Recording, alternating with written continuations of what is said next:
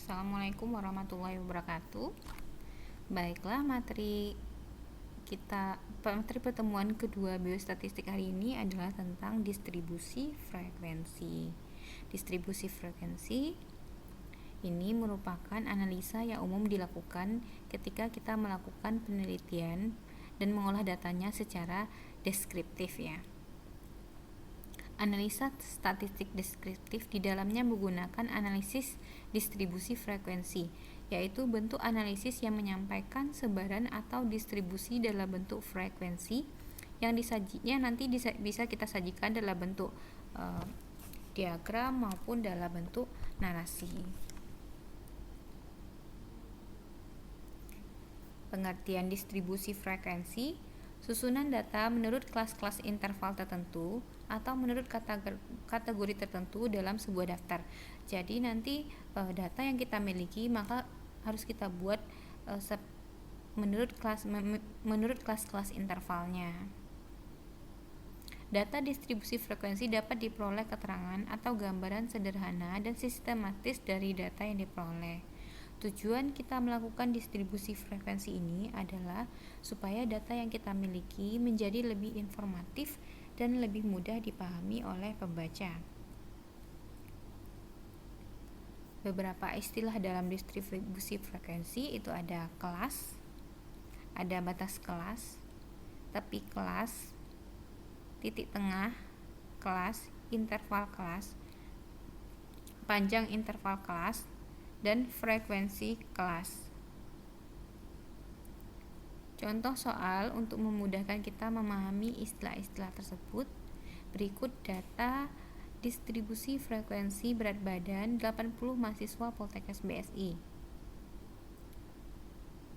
Berat badan 35 sampai 39 ada 11 orang, 40 sampai 44 kg ada 14 orang, 45 sampai 49 kg ada 21 orang, 50 sampai 54 kg ada 22 orang, 55 sampai 59 kg ada 12 orang.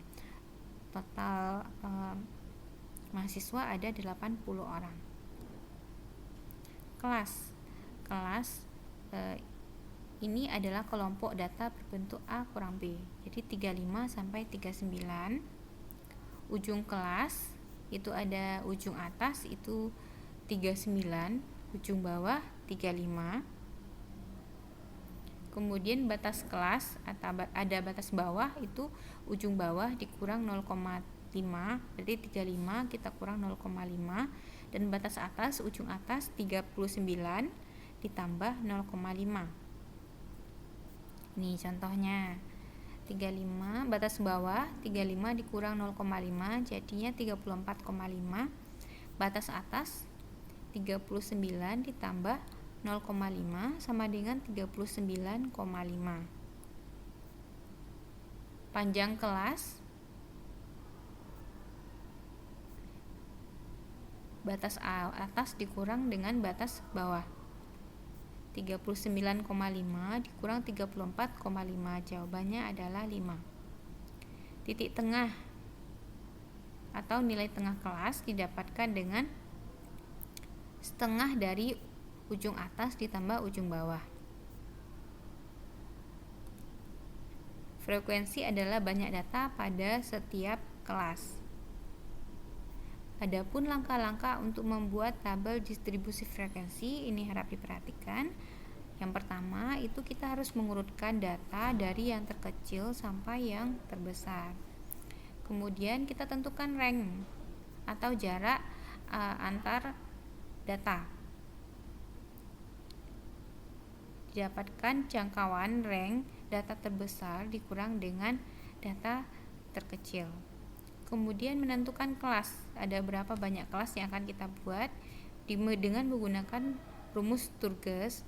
1 ditambah 3,3 log n. N merupakan banyak data. Kemudian hasil dibulatkan ke atas. Kemudian menentukan panjang interval kelas.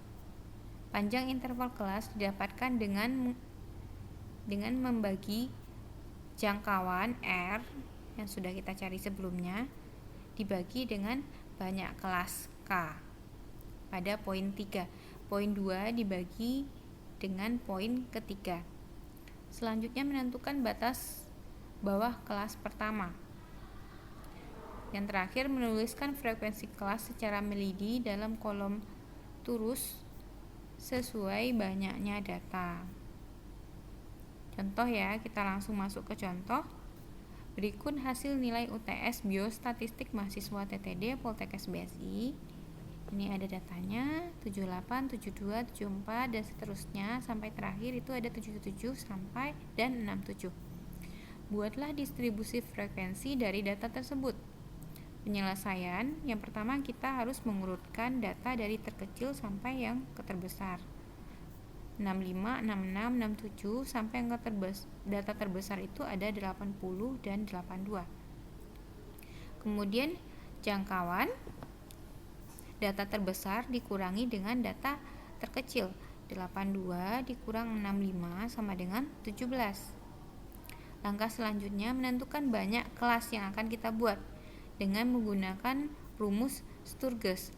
1 ditambah 3,3 log dari banyak data itu ada 40, didapatkan hasil 6 ya. Jadi nanti kita buat kelasnya ada 6 kelas di sini. Panjang interval kelas. Panjang interval kelas didapatkan dari jangkauan dibagi dengan banyak kelas. Didapatkan hasil 2,8, kita bulatkan menjadi 3. Terakhir, batas kelas pertama adalah 65 berdasarkan data terkecil yang kita dapatkan. Kemudian baru kita buat tabel nilai UTS 65 sampai 67, itu bedanya panjang intervalnya 3 ya.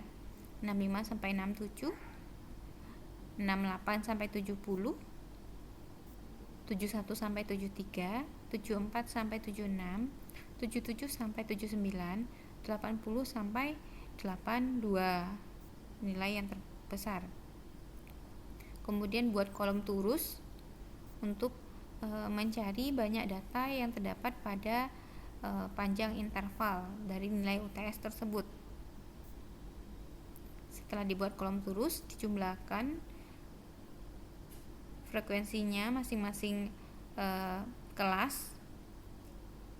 65 nilai UTS dengan nilai 65 sampai 67 itu ada 3 orang, 68 sampai 70 itu ada 6 orang, sampai 80 sampai 82 itu ada 2 orang.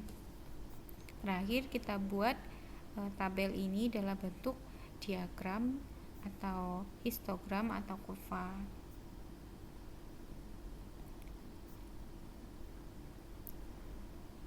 Nah, histogram dan poligon frekuensi ini biasa yang digunakan untuk menggambarkan distribusi frekuensi.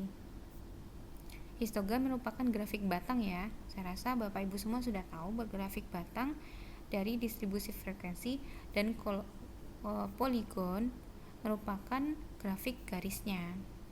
Contohnya ini kalau kita hanya memakai histogram saja. Tabel distribusi frekuensi yang dihasilkan tadi bisa kita bentuk histogram, poligon frekuensi maupun dalam bentuk kurva.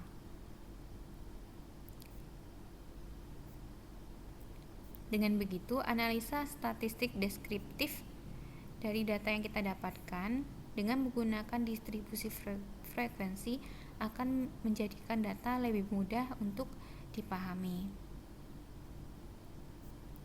Contoh kurva Augif. Nah, ini ada tugas. Tugasnya adalah terdapat himpunan usia donor darah sebagai berikut: 20, 22, 25, 32 sampai seterusnya 26 sampai 31. Tugasnya adalah buatlah tabel distribusi frekuensi data berkelompok untuk data di atas dengan menggunakan langkah-langkah yang sudah disebutkan sebelumnya. Kemudian buatlah histogram dan poligon dari tabel yang Anda dapatkan nantinya. Sekian dari saya, terima kasih atas perhatiannya. Saya sudahi dengan Assalamualaikum warahmatullahi wabarakatuh.